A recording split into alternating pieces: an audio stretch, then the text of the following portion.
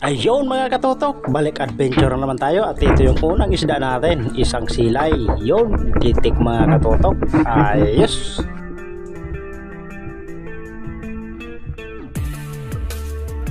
Sisid ulit tayo at ito silay ulit. Sapol ka, hindi natin nagitik mga katotok. Umikot-ikot pa, bote ay maganda yung kanyang tama pero hindi na yan magkakawala mga katotok.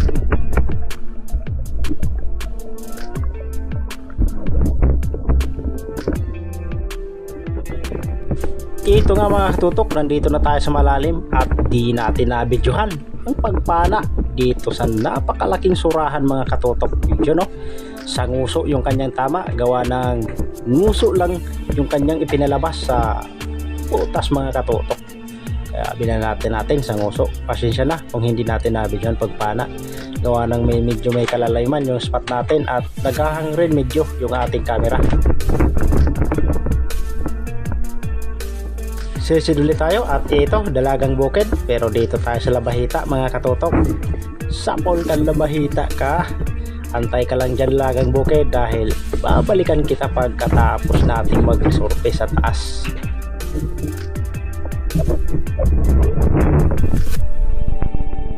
At hali kayo mga katotok, samahan nyo ako dito para panain itong dalagang bukid.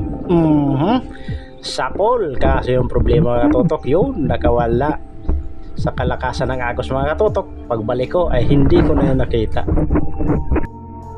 At sa pagsisid natin ulit mga katotok, ito isdang lamon-lamon kung tawagin dito sa amin, kaso yun nakawala na naman. Ang lakas kasi ng agos mga katotok, pero ito pagbalik natin ay nandun na pala siya nakasandal sa gilid ng maliit na bato.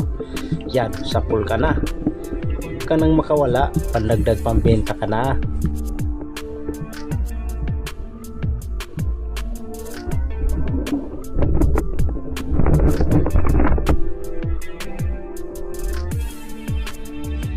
At itong susunod natin na papanain ay para ito kay Larry Amos Hilario Lacuatsero. Yan, para sa iyo yan bro. Yun o, gitik. Ganda ng pagkakatama. Ang laki nito, mag-1 kilo ito mga katotok. Shoutout sa iyo. Para sa iyo ang isda na ito, Larry Amos Hilario Lacuatsero. At ito, ang labahita na ito ay para kay Rosana Villahermosa from Davao City. Kunin mo na yan ma'am, at para iyo maiulam.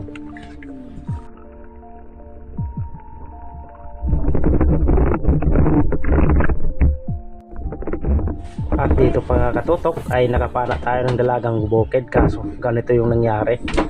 Yun o, sinabit niya yung aking pana, tumagos doon sa kabila, kaya kapos tayo sa hininga, kaya iniwan ko na yan mga katutok. Payo ko lang sa ating mga espero, pagkapos na tayo sa hininga, huwag na natin pilitin, ahon agad para sa susunod nating pag-recover. At dito mga katutok, nakapana tayo ng malaking igat o ubod. Hindi ko nabigyan sa pagpana mga katutok, gawa ng malakas yung agos, matagal pag ma-open yung ating camera at malalim din yung spot, kaya hindi ko na binidyohan sa pagpana. Dito lang sa taas nating binidyohan mga katutok. At ito, labahita na naman yung ating pinana mga katotok. Yun o, malapad-lapad na. Ayos, sulit, daming labahita ngayon mga katotok, kaso yung iba ay maliliit pa. Pinipili lang natin yung malalapad na. At ito mga katotok, pinakita ko sa inyo itong hindi ko na-videohan na isda. So first time kong makapana nito mga katotok. So ano ang tawag nito sa inyo? Napakalaki nito mga katotok. Yun o, hindi ko yan nabidyohan kanina, gawa ng sumalubong sa akin. Nag-alangan ako sa pag-open ng camera, kaya ang ginawa ko ay pinana na lang, baka kasi masayang pa mga katotok. At ayan nga mga katotok, dahil sa hindi na nga namin kayang salubungin ang malakas na agos na tinatawag namin humbason, yung pa-high tide na agos mga katotok, tinatawag namin yan na hubason. Ayan, so bali gumilid na kami. Andito pala kami tumambay sa Barangay Malubago. Shoutout sa mga taga Barangay Malubago mga katotok. Shoutout kayo dyan.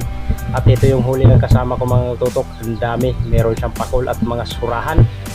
at may alimasag pa na nakalagay sa kanyang silok. Ayos, hayahay. So tayo ay marami din naman yung ating mga huli.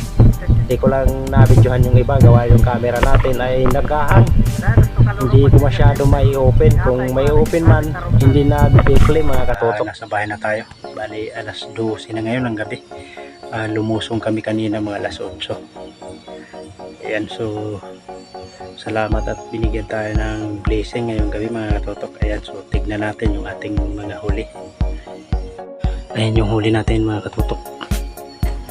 At ito na pala yung huli natin mga katotok. So estimate ko dito ay nasa 5 kilo siguro.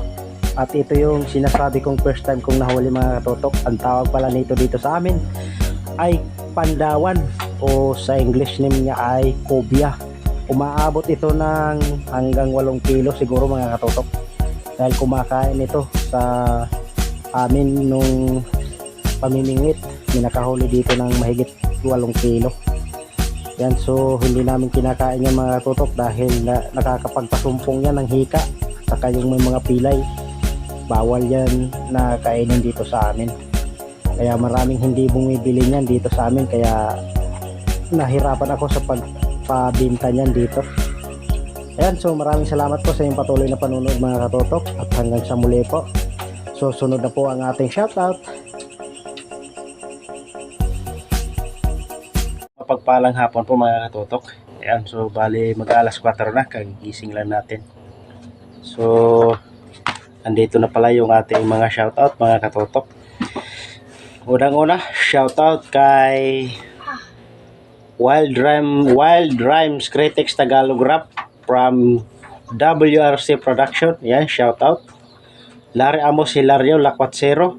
At shoutout din kay Julito. Shoutout. Shoutout kay Rosana Villahermosa from Davao City. Sa magkapitid na si Narinan Fishing Adventure at Rapi Spear Fishing. Shoutout na rin natin kay Jun TV Vlog. At shoutout natin so taga Germany, Juicy Giger. Bisayang Niwang, shoutout bro. At shoutout kay Jurasil Pellejera, Mandaragat Tirian TV, Father and Son Fishing TV. Shoutout kay Boo Adventure, Sagay Adventure, GC Adventure. Shoutout po sa inyong lahat. At shoutout kay Bere Espero. Shoutout na rin natin kay Arbok TV. Shoutout kay Mario Manrique. Shoutout kay Robin Lara. Shoutout kay Noralyn Misa. Shoutout kay Dix Adventure. Shoutout kay Big Joe TV. Shoutout kay Sun Travel Adventure. Shoutout kay June Fishing TV.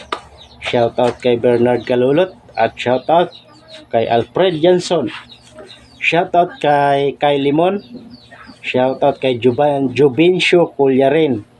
Shoutout kay District 1 Spear Fishing. At shoutout sa mga taga Barangay Malubago na si Jose Arco at kay Jose Malipot. At shoutout kay GR Lucinesio Bailon sa Barangay Aguada at sa kanyang kapatid na si Jenry Bailon. At shoutout na rin sa kanyang kinakasama o asawa niya na ngayon na si Kate Bailon.